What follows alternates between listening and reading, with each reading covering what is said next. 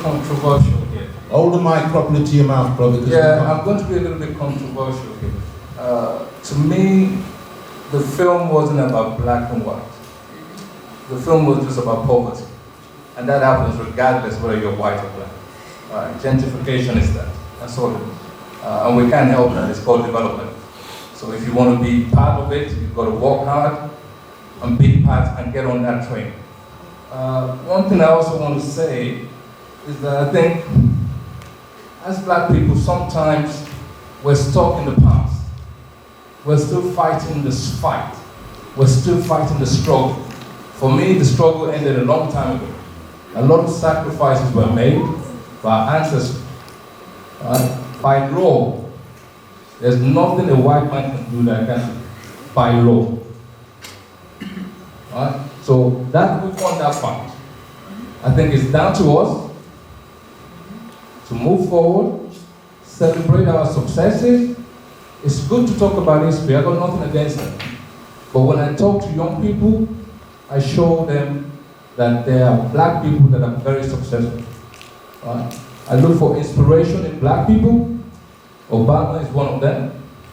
Nelson Mandela. I moved away from the rap artists.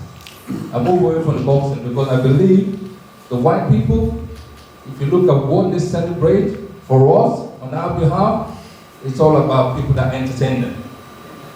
And this is how, if any black person or young person is in trouble today, they'll either give them a DJ hit or give them a football or a basketball, if you're black. What we need to do is help ourselves.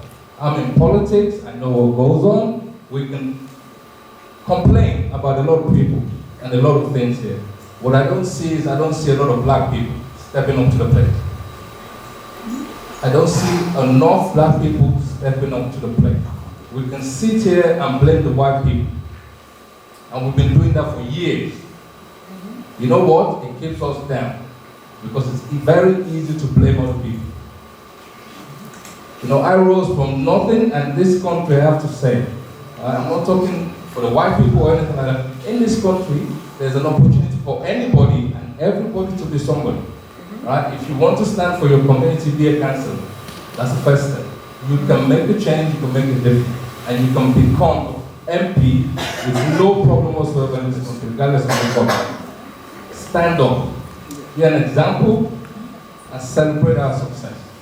Enough about looking back. We passed that. We need to look forward. Yes, sir. Thank you.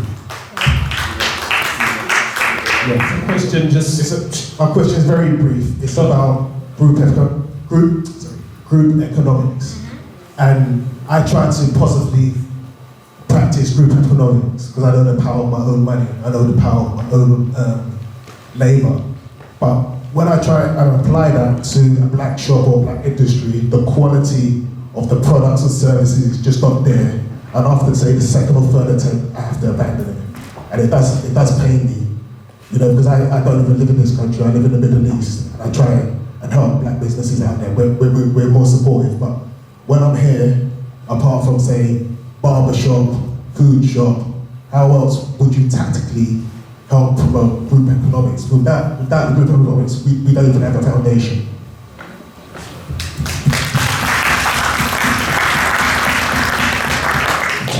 We'll take one more. Sister.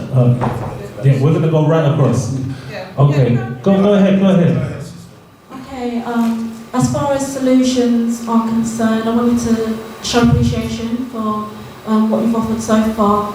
But what you said, Mr. Mohammed, about our leaders abandoning us in Africa, would you say it's worthwhile Africans from the UK invested in land in Africa the same way so-called African Americans are repatriating to, say, Ghana?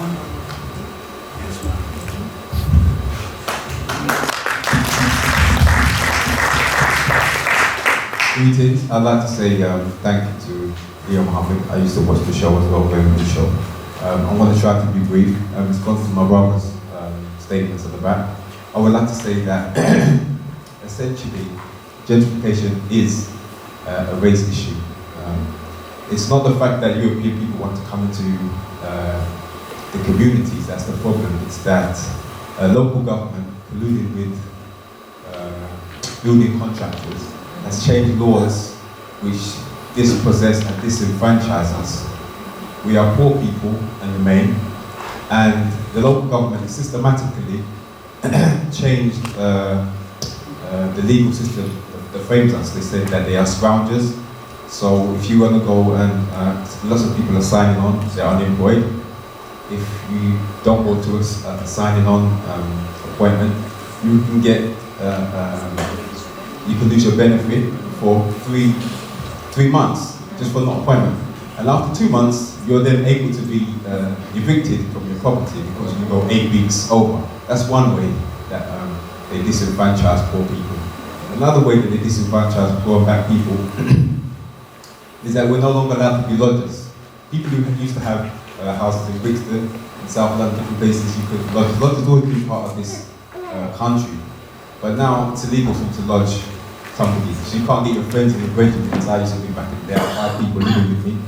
We're now not allowed to do that. It's now illegal and you can be made evicted by that. That's another way that it's a raised issue. The third way that it's a raised issue is that the local government and the police collude together to make the environment unattractive for black people. A friend of mine tried to host a party, and the situation is, back in the 90s, you never saw Brixton in the 90s, you don't know what Brixton is. Brixton's been dead since the mid to late 90s. What we have today is nothing like what Brixton was. Before you used to go to Brixton and there'd be different places you could go. Now, if you want to go out in Brixton, there's lots of places for European people to go, but there's no places for black people to go. Why? Because you have to get a license. And they're going to tell you what music you play, what the DJs, you know, if you're playing ragga, you can't play ragga. If you're playing hip hop, you can't play hip hop. So I just want this gentleman to know that it's very much a race issue. Thank you very much, Robert. Thank you very much. Thank you. Go ahead, sis. Good evening, everyone. I'm Fifi. I'm so happy to see all you here. I would just like to attest to a statement that Mr. Muhammad made when he said, they know who we are. We just don't know who we are. Yes. There have been occasions I have literally lost count where I have been minding my own little business with my little earring or my little Sankofa pin, and a white person has been literally drawn to me, especially the missionaries. And they come to you, and you know, they start with the, do you know your Lord and Savior Jesus Christ? I said, yes, he's my brother. I'm familiar with him, right? Yes. Now, when they start, it's just a test, it's a test. And I said to him, I said, listen, thank you, but I am not interested. Your time will be better spent with someone else. They always stop. Look at whatever ancient symbol I am wearing, and they say, have you studied? Now, when I get home, because me, I like a challenge, I get home to find out what they study. Come to find out, they go through as missionaries. It is no coincidence that they're in Africa and the Caribbean. They go through our ancient mystery schools, and then they learn theology and the Bible. So when Mr. Muhammad says that they know who you are, please don't think that it's just the presence of the melanin in your skin. They understand you. They understand what makes you who you are today, and whenever they are hit with whatever symbol, they are drawn to it like flies or, you know, bugs to a light. But then after they realize that you have knowledge of self, you know who you are, they always back up because they can't penetrate. All right? That's all I'd like to contribute. Thank you very much, sister. Just in relation to my brother who talked about the financial situation, according to the statistics, we have over 300 billion going through our hands every single year as black people. So we have money. However, Jewish communities, the pound stays in their community for up to 29 days.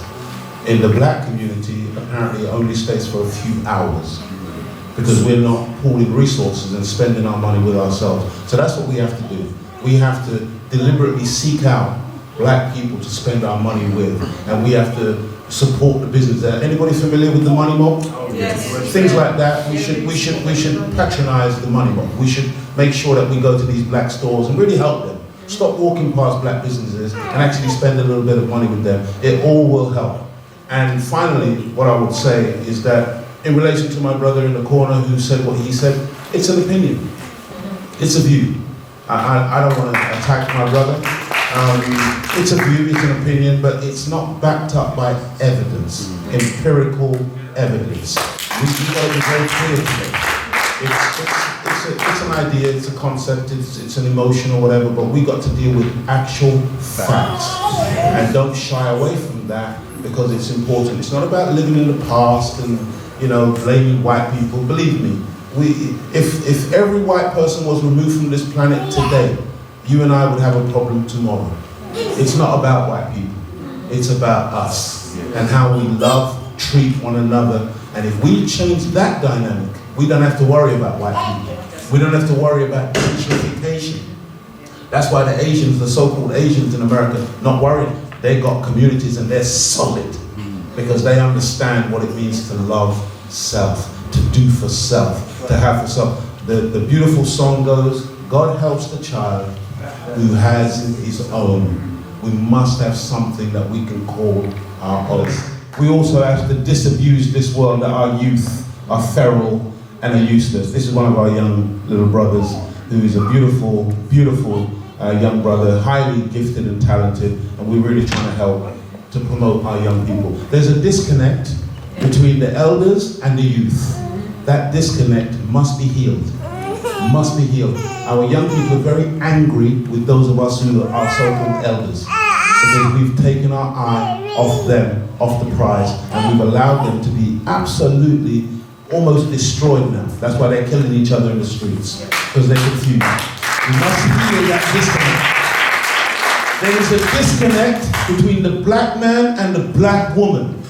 Brothers, brothers, are there any black men in the house? Yeah. Brother, you must look again at the black woman. Do not abuse the mother of civilization. That's right. We are going nowhere without this black woman.